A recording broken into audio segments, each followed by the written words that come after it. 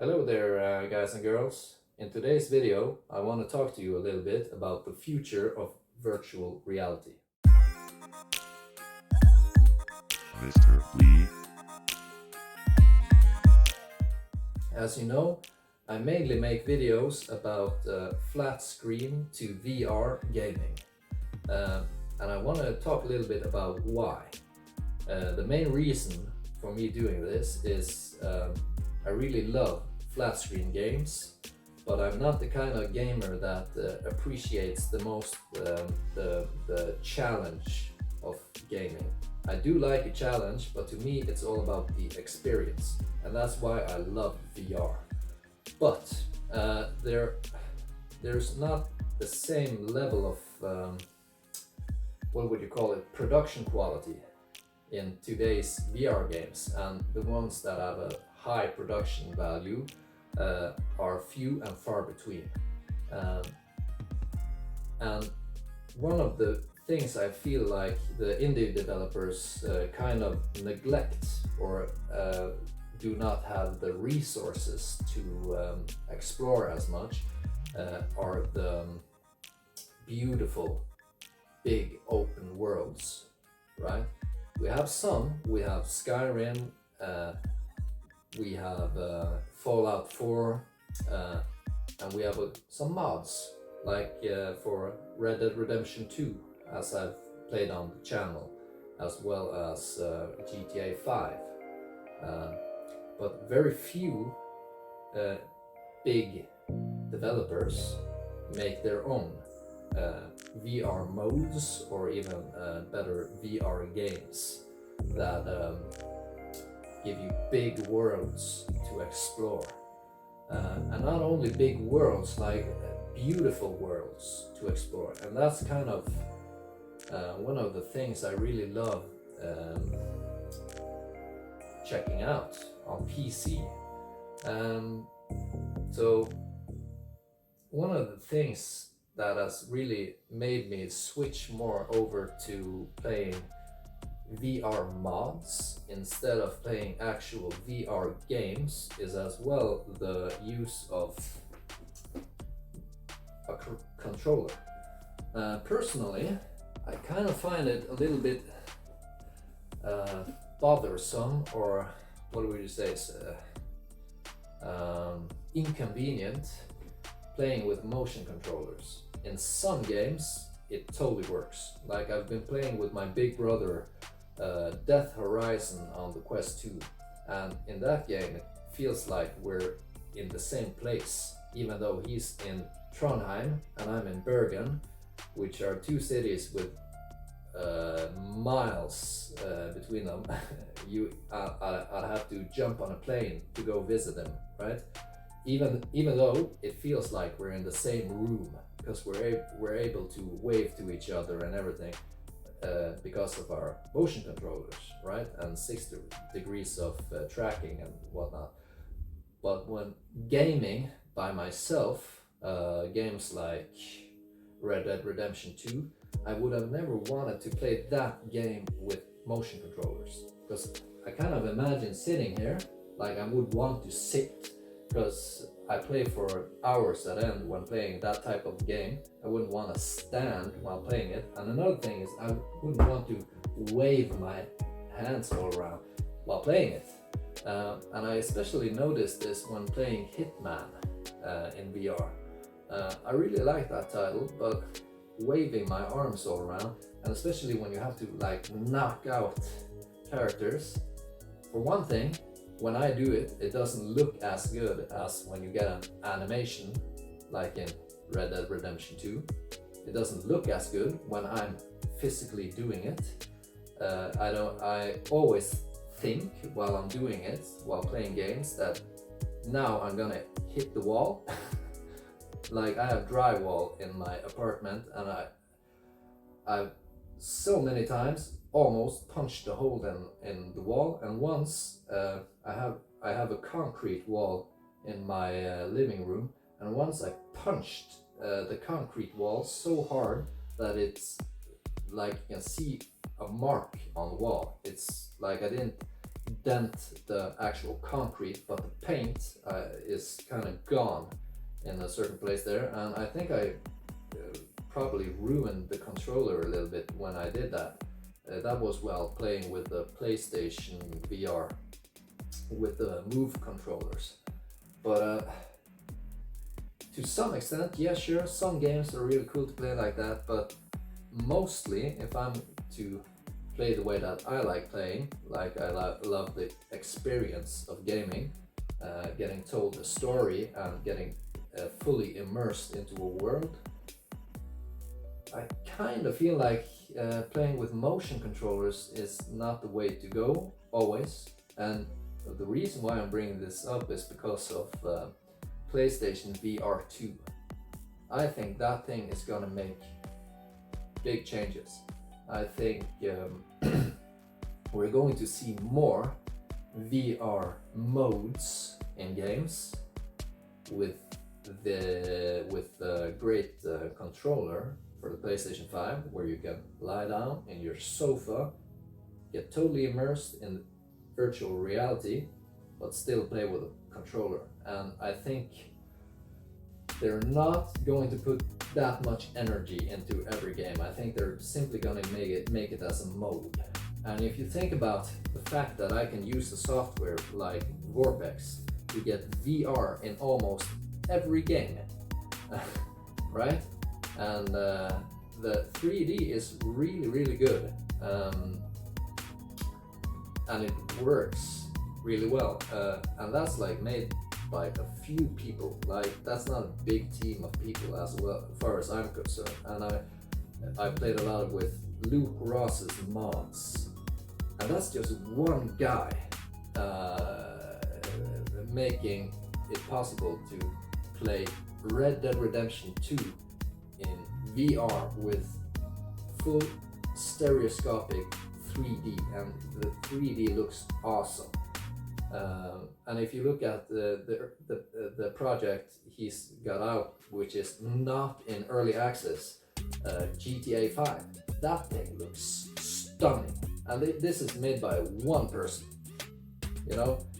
Like, I totally believe that teams like, I don't know, Arcane Studios and whatever team it should be, they're going to make VR modes for their games when they see there's money in it. But I think it will take a long time before so many people are into virtual reality that there's like big money in it. I think so, because it has some hurdles that other genres of entertainment or other mediums don't have, like motion sickness. You don't have that with like jumping from board games to video games on your TV or your monitor. You don't have that, and that's a huge barrier of entry, getting motion sickness. I've got it myself, and I think most people who are playing VR for the first time experience a little bit of motion sickness. I think it will take a while before more people start jumping into VR, and especially the types of experiences where you get these big games in VR. But I do think the future of it, as of now, is the big titles getting VR modes, like we saw with Hitman VR. Maybe not as what would you say, extensive or as big as Hitman VR. I think they will go more for an approach where they can guarantee a certain level of quality without having to do that much. So if you already have a game with a first-person perspective, like for example Red Dead Redemption, if there comes a Red Dead Redemption 3 or a PS5 version with PlayStation VR support, I think that they'll kind of leave out the motion controllers and just go for the normal controller. maybe have a little bit of tracking on it. That's it. Because that they will be able to pull it off pretty easily and guarantee a certain level of quality. And I really think that's the future, and I'm really looking forward to more games becoming available that take that approach. I think it's going to be awesome. I'm so looking forward to seeing what the PlayStation VR 2 brings to the table. Personally, I'm a PC gamer. I don't think I'll make the switch back to console because there's so much you get on PC, right? With my PC, I can play Resident Evil 2, the remake, Resident Evil 3, Resident Evil 7, and Resident Evil 8 in VR with mods, and the mods are extremely good. I can play Firewatch, I can play basically any and every game on PC in VR with Vortex as well. So like making the switch to console for me is probably not gonna happen. But I'm still looking forward to seeing it, just like witnessing it as an enthusiast, if you know what I mean. So it will be so cool to see more games come out, and especially remakes of older games. VR really is the perfect medium to use to revisit older titles.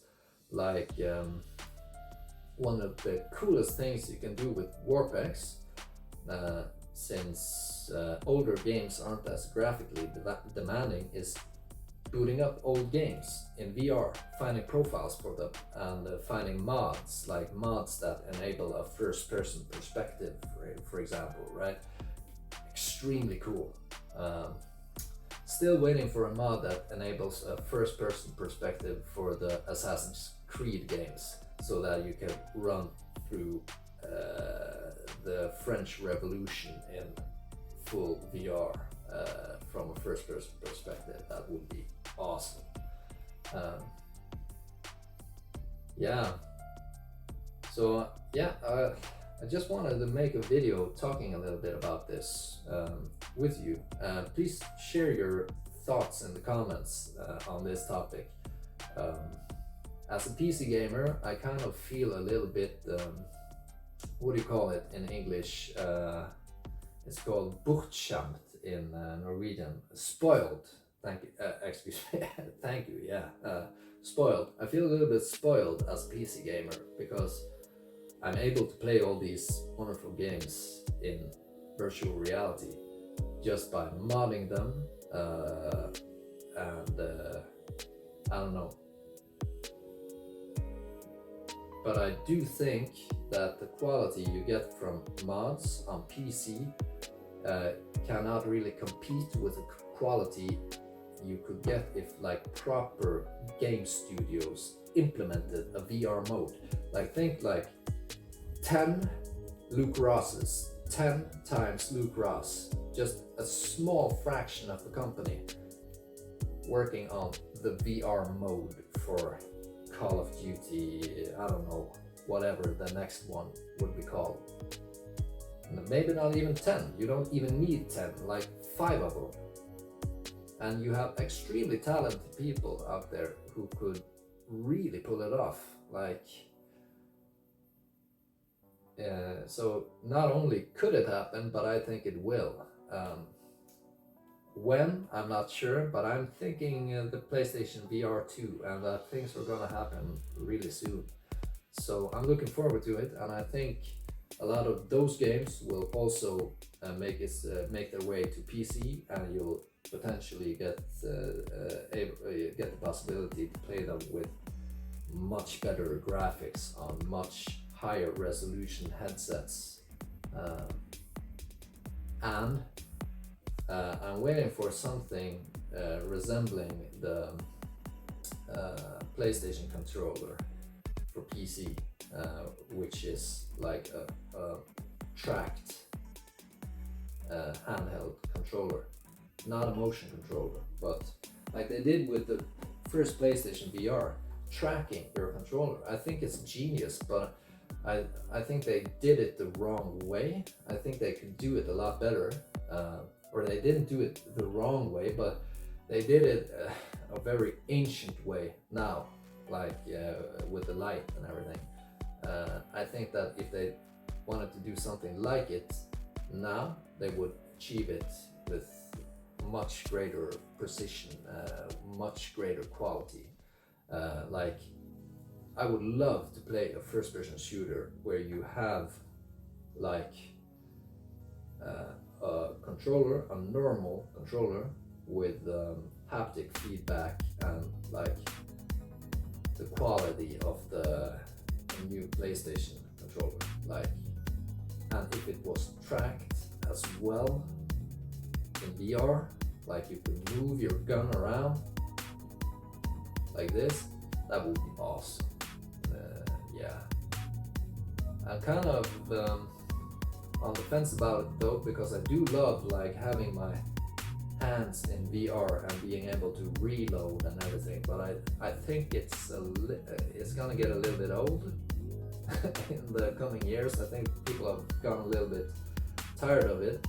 Personally, I really do not care about the manual reloading being gone when I'm playing VR mods for flat screen games. It doesn't bother me at all.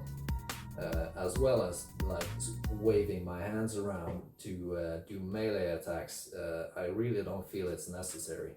What draws me in is experiencing the world and being totally immersed.